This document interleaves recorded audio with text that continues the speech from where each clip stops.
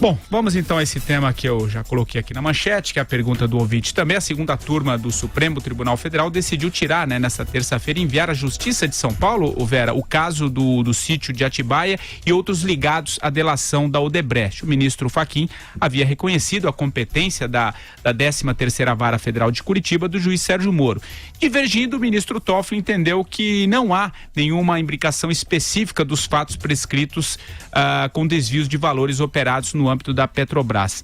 Mas a gente vai falar desse tema, dessa primeira manchete aqui, que tirou do juiz Sérgio Moro, todas essas menções feitas pelos delatores, todos os delatores da Odebrecht. Explica um pouquinho para a gente tentar entender. Eu tô trazendo dessa maneira porque a notícia saiu há pouco, a gente está, claro, ainda tomando pé. Vera, vai lá, explica e depois a gente passa a bola para a turma do Rio. Patrick, uma decisão muito esquisita, porque ela se baseou num pedido da defesa do Lula que dizia justamente isso que você falou, que os fatos descritos, tanto na ação do sítio de Atibaia, quanto naquela do terreno do Ipiranga e a cobertura de São Bernardo, que teriam sido comprados como propina disfarçada da Odebrecht, não dizem respeito ao Petrolão, não dizem respeito, portanto, à Lava Jato, não deveriam continuar com o juiz Sérgio Moro. Ao acolher esta tese, os ministros Dias Toffoli, Ricardo Lewandowski e Gilmar Mendes, a primeira notícia era que eles tinham tirado estes dois processos das mãos do juiz Sérgio Moro. Porque ao acolher a tese, você esvazia a própria existência dos processos, correto? Só que não. Não foi isso que eles fizeram. O que eles fizeram, e eu mesma tive de corrigir a nota, porque depois ficou mais clara a decisão, o que eles fizeram foi tirar a possibilidade de o juiz Sérgio Moro usar nestes processos trechos da delação da Odebrecht que citam o ex-presidente Lula, e não os processos em si. Porém, os dois processos são fartamente baseados nestas delações, mas eles dizem respeito à propina disfarçada, no caso do sítio da OAS/Odebrecht, mas no caso da cobertura e do terreno, única e exclusivamente Odebrecht. Dizem respeito ao fato de que aquele primo do nosso amigo Bunlai, ou cunhado, eu não sei exatamente qual é o parentesco, foi usado como laranja. Nosso amigo Glaucus Costa Marques foi usado como laranja para comprar tanto o terreno quanto a cobertura contígua àquela em que o Lula vive com a família. Portanto, é uma coisa Odebrecht quase 100%. Eu não entendo como se pode tirar destes processos as delações da Odebrecht sem esvaziá-los completamente. É isso que ainda está para ser mais bem explicado. E por que não é tão bem explicado? As reuniões das turmas não acontecem de forma televisionada, como bem sabemos. Elas acontecem lá no escurinho do cinema do Supremo. Havia, no início dessa sessão, 4 ministros, porque o ministro Gilmar Mendes não estava, que ele estava aqui em São Paulo participando de um evento da revista Veja. Ele chegou depois e esperaram que ele chegasse para desempatar a querela, que estava 2-2. Celso de Mello e Edson Fachin, pelo não acatamento desse pedido da defesa do Lula, e os conhecidos, nossos amigos Dias Toffoli e Ricardo Lewandowski, pelo acolhimento. E aí Gilmar Mendes chegou e desempatou com este pessoal. Então a gente ainda tem que ver como esses processos seguem. Ô Andreasa, como é que você vê essa questão, né? Se você acha que o Moro, não podendo usar os depoimentos para embasar, eventuais condenações, você acha que enfraquece de fato as investigações no Paraná? O que você acha? Não, tem que dar a devida gradação à gravidade do que aconteceu. A Vera já o fez, mas a gente precisa bater na tecla do esclarecimento, porque a primeira informação que ainda circula nas redes sociais é de que o processo contra o Lula relativo ao sítio de Atibaia havia sido tirado do Sérgio Moro e mandado para a Justiça Federal de São Paulo. Não é isso. Tá? O processo continua com a 13ª Vara de Curitiba com o juiz Sérgio Moro. O que acontece é um evidente enfraquecimento do processo. Quer dizer, perda de substância, uma vez, como disse a Vera, que boa parte dessa ação tem como base essas delações, que agora, aí sim, por decisão da segunda turma, não podem ser usadas pelo juiz Sérgio Moro. É só delação que há nesse processo? Não.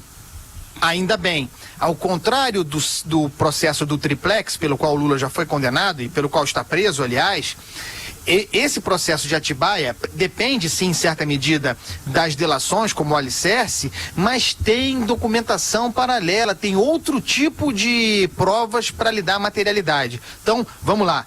É grave, enfraquece o processo? Sim, enfraquece o processo. O processo enfraquecido saiu do Sérgio Moro? Não, continua com o Sérgio Moro. Então, entre mortos e feridos, há sobrevivente.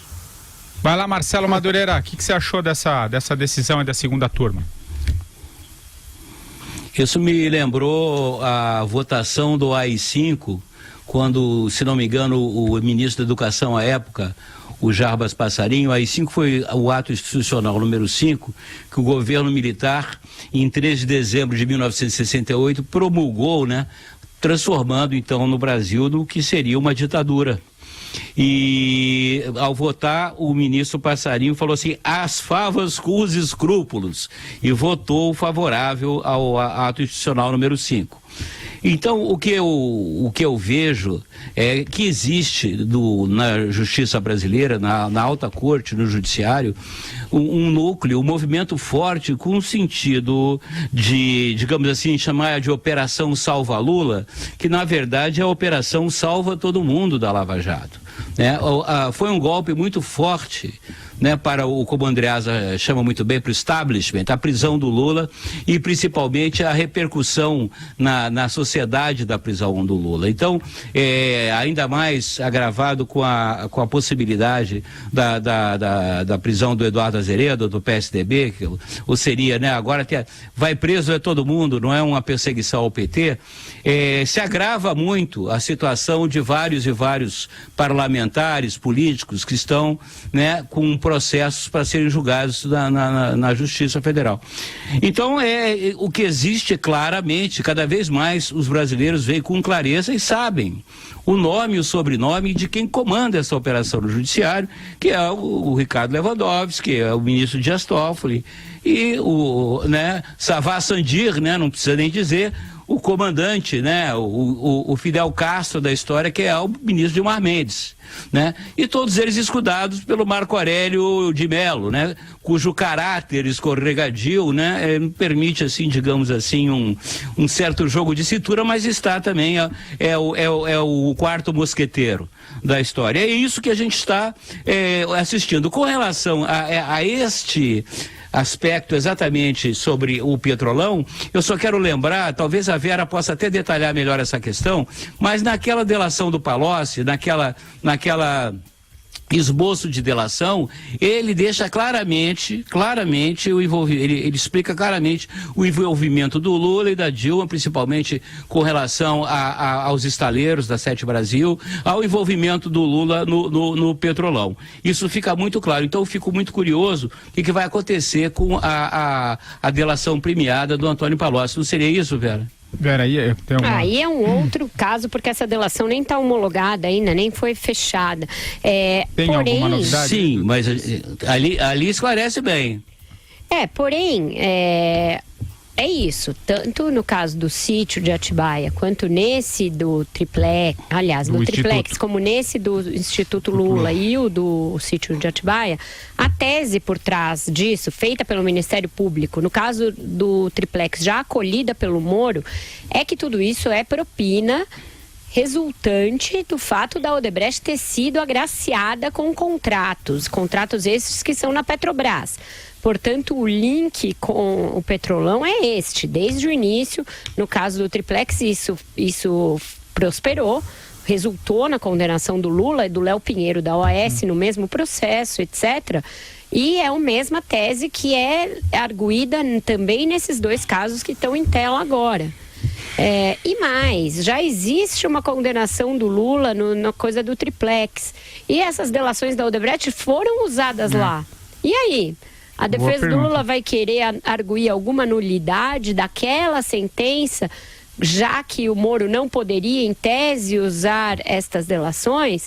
É uma decisão, toda ela nebulosa, esburacada, parece a cratera lunar de tantas brechas que ela abre, e é uma decisão que causa imensa insegurança jurídica. Uma decisão tomada pela segunda turma na coxa, sabe, na base do se colar, colou, que leva uma imensa insegurança jurídica a tudo que diz respeito aos processos envolvendo o ex-presidente Lula. E mais, eles já tinham decidido que o Sérgio Moro poderia sim utilizar essas delações. Ele, Sérgio Moro, foi quem levantou o sigilo dessas delações e as tornou pública. Ele, Sérgio Moro, ouviu Marcelo Odebrecht na semana passada para que explicasse melhor a sua delação. O Marcelo Odebrecht ficou preso em Curitiba, todo o processo dele corre em Curitiba. Como assim? Como assim Curitiba não pode usar as delações da Odebrecht? Que tipo de coisa com a mão do gato é essa? Agora, a essa altura do campeonato. Uma altura do campeonato em que a gente vai ver depois, o próprio Gilmar Mendes esteve aqui em São Paulo e levantou pelo menos 2 puxadinhos para tirar o Lula da prisão. A gente tem que olhar isso com muito cuidado, e isso que a segunda turma está fazendo aí sim, eles estão não só legislando, como advogando, eles estão fazendo muitas outras coisas para além do que é recomendável uma Corte Constitucional fazer. Uma coisa, Andreasa. É porque, a prosperar essa tese, né, é de fato praticamente uma refutação da sentença do Moro relativa ao triplex. Porque ali, naquele caso, a base, o sustentáculo do processo são as delações.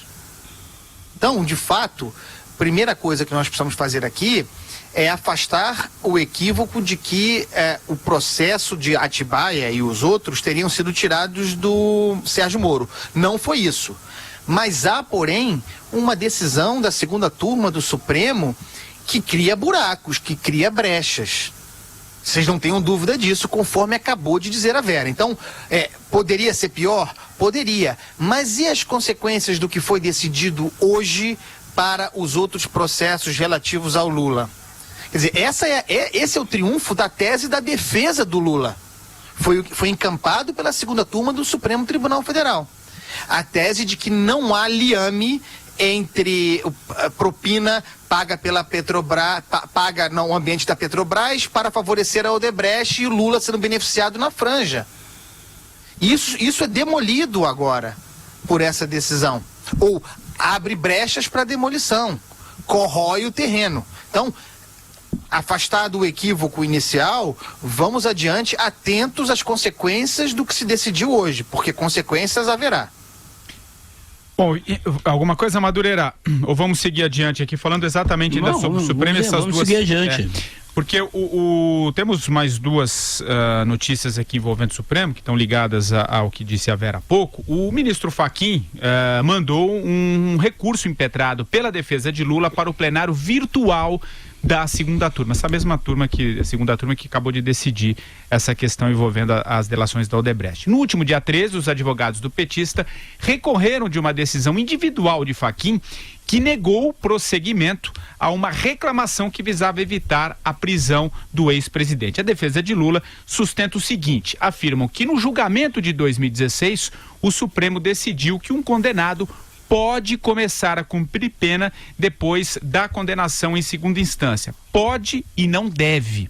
Os advogados alegam que o TRF4 tomou uma decisão automática sem examinar o caso em particular do ex-presidente. Pedem assim que Lula seja solto e aguarde em liberdade o julgamento de seu caso pelas instâncias superiores. Esse é um caso, mas eu já vou emendar aqui, a gente coloca na conversa, Vera, porque questionado se esse julgamento virtual pode resultar na soltura do petista, o ministro Gilmar Mendes declarou que sim, embora acredite que seria uma decisão prejudicada, pois o TRF4 já negou o recurso. Ainda ainda sobre o ex-presidente, Gilmar comentou a hipótese de que, ao invés de 2 crimes, lavagem de dinheiro e corrupção passiva, Lula passa a ser condenado apenas por 1. Segundo ele, abre aspas, é preciso discutir se os 2 crimes a que Lula foi condenado são realmente 2 crimes, Vera. Você veja aí, Patrick, essa reclamação que a defesa do Lula fez, ela fez antes do TRF4 analisar de fato os derradeiros recursos. Então, o Fachin diz que ele está prejudicado e enviou para o tal do plenário virtual. Na crença de que por estar prejudicado, de lá seria direto denegado. Porém, esta maioria que tem se confirmado sempre na segunda turma, leva a crer que podem até conceder a reclamação do Lula. Por que não? Não é isso que o Gilmar Mendes disse hoje? Pode até ser, embora eu acho que está prejudicado, mas deixa no ar esta brecha de algo que claramente está prejudicado. A outra coisa que ele diz é um pouco mais séria, a meu ver. Ele, ministro do Supremo, sem que ninguém lhe perguntasse, não existe a pergunta quanto a isso na sabatina da Veja, ele próprio tira da manga do colete esta tese que foi discutida lá nos embargos do João Paulo Cunha, no Mensalão, de que o Lula foi condenado por 2 crimes sobre um mesmo fato. Lavagem de dinheiro e corrupção se refeririam ao mesmo fato e não pode haver o tal do bis in idem, que é a condenação a 2 crimes diferentes relativos ao mesmo fato. Isso foi discutido no caso famoso em que a mulher do João Paulo Cunha foi buscar o dinheiro lá no Banco Rural, no Mensalão. Ele havia sido inicialmente condenado por lavagem de dinheiro e corrupção. Nos embargos infringentes, caiu a condenação por lavagem de dinheiro sob o argumento de que se tratava do mesmo crime. Ela só praticou um ato, ela foi lá e buscou o dinheiro. Portanto, não se pode imputar 2 crimes no mesmo ato. E isso prevaleceu no caso do João Paulo, e o Gilmar vem a público refrescar a memória da defesa do Lula, que nos seus recursos não trata disso. Ela não trata disso, ela fica falando que o Lula é um condenado num juízo de exceção, veja bem, o Lula, a imprensa, bababá, bababá. Eu li os recursos que eles impetraram ontem, o extraordinário e o especial, e não está lá. E aí o que o ministro Gilmar Mendes diz na Veja? Ele responde lá uma pergunta se o Lula foi condenado, foi preso indevidamente, ele fala, eu acho que foi precipitado, e veja, pode-se até discutir que se ele cometeu um crime ou 2, isto certamente chegará ao Supremo. Ele cantando uma bola que ainda não chegou ao Supremo. Eu não acho que isso é papel de um ministro do STF, sinceramente. Isso é papel de advogado. O que você acha, Marcelo Madureira? É isso mesmo que a Vera falou. A conclusão natural, eu escutando isso aqui, o ministro Gilmar Mendes não está julgando, ele está advogando em favor do Lula, né? E isso tudo em consonância, como eu disse, essa operação que está fazendo, vamos soltar o Lula para que, inclusive, possa soltar todo mundo, vamos passar uma borracha nessa operação Lava Jato, que já foi longe demais, né? Agora, eu acho que existe um componente aí, um vetor, que é a opinião pública. Existe uma resistência enorme da opinião pública com relação a essa decisão dessas pessoas, desse núcleo aí que está no poder há muito tempo, né, que é patrimonialista, né, que é retrógrado, que não consegue ver ou enxergar como é que funciona o mundo contemporâneo, ou não quer ver, ou se recusa a ver. Né? Então é um embate de forças aí, né? Essas pessoas que estão cada vez mais acuadas pela realidade dos fatos, pela legislação, elas, como eu disse, né, mandaram as favas todo qualquer escrúpulo, se é que algum dia já tiveram algum, no sentido já. O Andreasa, e você? O que você acha da partir do que disse aí o Marcelo Madureira? Você acha que o Gilmar, de certa maneira, está advogando um pouquinho, de alguma maneira, para o ex-presidente Lula? E você acha que a opinião pública, como é que vai reagir nesse caso? Vai lá. Primeiro o seguinte, Patrick Santos. esse julgamento no plenário virtual da segunda turma. É evidente que essa ação está prejudicada. Seria um escândalo que ela prosperasse. Qual a origem? Para que fique claro. Tem origem na condenação, no fato de o TRF4 ter autorizado e o Moro ter decretado a prisão do Lula antes de que os tais embargos fossem apreciados pelo tribunal. Isso faz parte de uma ação movida logo depois da prisão do Lula haver sido decretada. Foi preso, mas na semana passada, se eu não me engano, no dia 10, enfim, há poucos dias, esses embargos foram apreciados e recusados pelo tribunal. Ponto final. Isso mata o processo. Acabou. Então eles vão tratar virtualmente de uma situação já vencida. Reabrir isso seria um escândalo tremendo.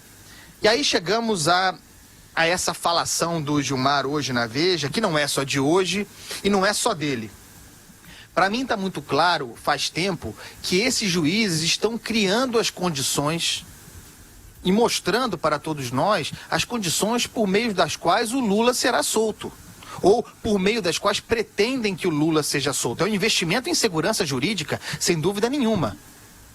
Isso de que, pode ser assim, tem essa brecha assim, é mais do que um juiz, um ministro do Supremo advogando para o Lula ou para quem quer que seja.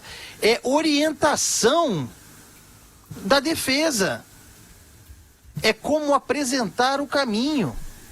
Um papel escandaloso, mas é uma tentativa de criar um ambiente de instabilidade permanente para justificar ali na frente a eventual soltura do Lula. É um ambiente de guerrilha jurídica, para o qual determinados setores do judiciário, ministros do Supremo inclusive, colaboram, aderem. É insegurança jurídica, sem dúvida nenhuma. Existem ações, modos transparentes de defender a soltura do Lula, inclusive diretamente. Estão aí as ADCs. São subjetivas, tratam da questão de fundo, mas uma vez mudada a jurisprudência do tribunal, estariam dadas as condições para que o Lula sejam soltos. Comprem esse barulho. Mas não assim, nessa permanente cultura de brechas, de apontar caminhos para a salvação ou para a minimização da pena do sujeito. Porque vejam, isso que o Gilmar fez hoje, à luz do que se fez com o João Paulo Cunha e com o tal do Genu, não é simplesmente diminuir a pena do cara fundindo condenações, acabando no caso com a lavagem de dinheiro, mantendo só a corrupção, considerando que a corrupção abarcaria a lavagem de dinheiro. Diminuir pena significa mudar o regime de cumprimento de pena. Inclusive de prescrição. Tudo isso está colocado aí. Claro, tudo isso está colocado aí. E é gravíssimo e é um escândalo. Vamos tratar as ADCs. Tenham coragem, os senhores, de apresentarem a ADC escandalosa do PCdoB. Um partido que é linha auxiliar, satélite do PT, declaradamente usando um instrumento constitucional para tentar soltar o Lula. Tenham coragem e apresentem essa discussão. Mas não fiquem rodeando, buscando brecha e usando a segunda turma do... E essas brechas, né, Madu, vindo... E essas brechas vindas de um ministro do Supremo, né? No caso, o Gilmar Mendes. Vai lá, Madu. Pois é essa que é a questão, que o Gilmar Mendes resolveu vestir a fantasia, né, a carapuça do inimigo do Batman nacional. Né? Tá ficando uma coisa cada vez mais caricata até. Né, o papel que ele está se prestando, né, de defensor intransigente do ex-presidente Lula e do establishment, né, da velha ordem, digamos assim, desse Brasil que se recusa a morrer, é cada vez mais claro. Né, e a contradição essencial que existe é o seguinte: ele legisla no Brasil, mas mora em Portugal. Quer dizer, nem ele quer viver no lugar onde ele legisla. legisla, onde ele decide, né, para onde vão os destinos daquela sociedade, daquela comunidade, daquela nação. Isso é uma coisa absolutamente inacreditável, né? E me lembra um artigo que eu li, queria recomendar para todos, na Piauí desse mês, não sei se Vera e Andreasa já leram, mas é do João Moreira Salles, né, que é reflexões sobre uma pichação. É aquela pichação que tem aqui no Rio de Janeiro, uma pichação que é assim, não fui eu. Né? É só isso, é uma frase que diz assim, não fui eu. Eu recomendo aos nossos amigos e amigas a leitura atenta desse artigo, que ajuda muito a entender o que o Brasil vive hoje, sobretudo o papel de pessoas como o Gilmar Mendes. E tem subjacente nessas tentativas e erros aí de salvar o Lula uma espécie de uma sugestão implícita. Lula, a gente tira você e você não é candidato a presidente. Como se o PT, um sabido escorpião, pudesse aceitar um pacto desse. No dia seguinte que tirarem o Lula, ele é candidato a presidente da República e vai encarar como a próxima pedra a ser removida aquela que o impede de ser candidato pela lei da ficha limpa. Então, ministros do Supremo, de alguma maneira, flertarem com esse ensaio de acordão para salvar o Lula é de uma gravidade enorme, inimaginável, porque leva em seguida, no primeiro momento você mata a coisa da pena pós-condenação em segunda instância, e no segundo momento você mata a lei da ficha limpa. E aí sabe o que a gente vai voltar a ser? Uma república bananeira, Patrick, uma república bananeira em que os crimes do colarinho branco não são punidos e que pessoas como Renan Calheiros podem ir fazer os vídeos que quiserem, arrotando arrogância e debochando das instituições, porque eles vão ser os vencedores. Então, a gente quer saber aqui o que a gente quer para o Brasil. A gente quer ficar voltando atrás, reescrevendo o passado recente eternamente, numa espécie de espiral do retrocesso eterno. É isso que o Brasil quer viver? Eu não quero viver isso. Sabe, existe uma decisão que é uma sentença proferida por um juiz de primeira instância, um juiz federal capaz, um juiz federal tecnicamente capaz, sobre a qual 3 desembargadores do Tribunal Regional Federal da 4ª Região se debruçaram longamente e a qual não fizeram nenhum reparo, pelo contrário, apenas aumentaram a pena. Depois o Superior Tribunal de Justiça deste país se debruçou sobre essa mesma decisão e falou, tá tudo certo, não tem nenhuma irregularidade processual. E aí o Supremo Tribunal Federal, os 11 do plenário, olharam para essa decisão e para um HC e negaram esse HC, disseram, cumpra-se. E aí? E aí a segunda turma é mais importante que todos esses órgãos da justiça brasileira? É isso que a gente está dizendo ao país? Que estes 5 ministros da segunda turma, ou melhor, 3 deles, né? Isso que eu ia falar. 3 deles Vamos dar os nomes, se sobrepõem a todos os outros juízes do Brasil. É isso que estamos dizendo ao Brasil. Não é admissível isso, não faz lógica, não faz sentido. Isso é insegurança jurídica e isso é brincar com a democracia. O Gilmar, o Lewandowski e o Toffoli, né? Acho que é importante te dar o nome. Muito bem. Aliás, sobre essa Patrick, questão... Patrick. Oi, Andreasa, vai lá. Só para dizer o seguinte, a Vera falou isso, mas é importante marcar como esse julgamento hoje na segunda turma aconteceu. Houve o empate em 2-2, suspenderam a sessão e ela só foi retomada quando o Gilmar Mendes chegou. Perfeito, é isso aí. Quer dizer, a espera de um resultado. A espera de um resultado é a manchete. É isso, gente. É um absurdo isso. Isso é golpe. E é o seguinte, gente, para deixar bem claro, existem maneiras sérias e honestas de se discutir a prisão após condenação em segunda instância. Nós debatemos isso nesse programa aqui há ano, diariamente, mostrando todas as posições. Eu mesmo tenho dúvidas sobre isso e trato honestamente da questão. É legítimo defender, conforme o artigo 5º da Constituição, que se espere o trânsito em julgado para o cumprimento de pena. Mas é preciso tratar disso de maneira segura, com segurança jurídica. Andreasa, mas nem isso... Nas ações corretas. Mas nem isso fica evidente. Desse modo como está sendo... Desculpa, pode falar. É isso, fala, Vera. Não, pode falar que eu sei, por favor, nas intenções de ministros como o ministro Gilmar Mendes, que hoje, neste mesmo evento da Veja, defendeu qual saída? Não o trânsito em julgado, que ele disse que nos condena, e a palavra é dele, a um eterno não cumprimento de penas. Mas sim aquela decisão intermediária, tico-tico no fubá, em que você espera um recurso especial ao STJ. Então, isso também não é tratar da questão sob o ponto de vista da Constituição. A Constituição está sendo usada aí como bode expiatório no negócio. Porque o que se quer é só adiar um pouquinho, entendeu? A malandragem. E por que isso é muito pouco defensável do ponto de vista jurídico? Daí porque eles não têm segurança em pautar as ADCs. Porque a ministra Rosa Weber, diante deste quadro, vai ser ela a responsável por soltar todo mundo? Ela não. Ela fala, eu fico aqui com o colegiado e não é hora de se rever a jurisprudência.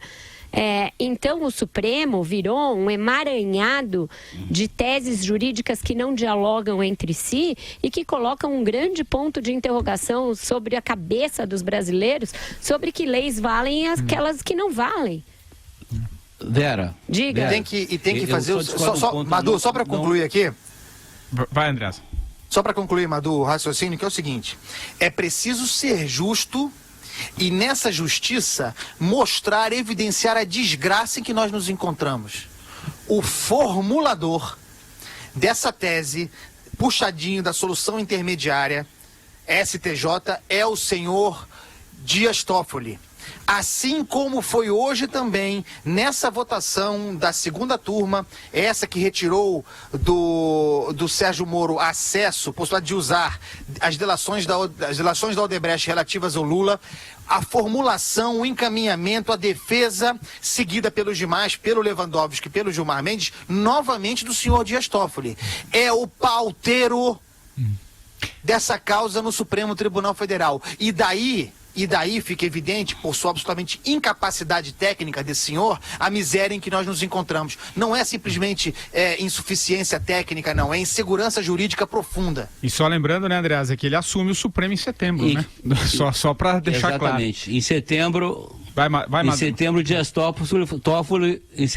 Toffoli substitui a ministra Carmen Lúcia na presidência do Pleno, né, do Supremo Tribunal Federal. Agora, só para aditar o comentário da Vera, que eu não diria, Vera, que é exatamente um emaranhado jurídico. Existem realmente, dentro do Supremo, ministros que realmente se atêm à discussão técnica, jurídica das questões. Mas eu não identifico, né, nessa tríade aí, Gilmar Mendes, Dias Toffoli, Ricardo Lewandowski, nenhuma intenção de uma discussão técnica jurídica. Eles estão ali com a missão explícita de tirar o Lula da cadeia, de desmontar a Operação Lava Jato, de desmontar a lei da ficha limpa, entendeu? Não é discussão de garantismo, não é nada disso. Estão lá com essa única e exclusiva missão. E não sei com que intenção, né? Não sei o que está por trás disso, né? Tenho horror só de imaginar. Gostaria de estar terrivelmente enganado, mas a lógica leva a isso, né? Existem motivos inconfessáveis para que esses três indivíduos tenham esse comportamento que de jurídico não tem nada.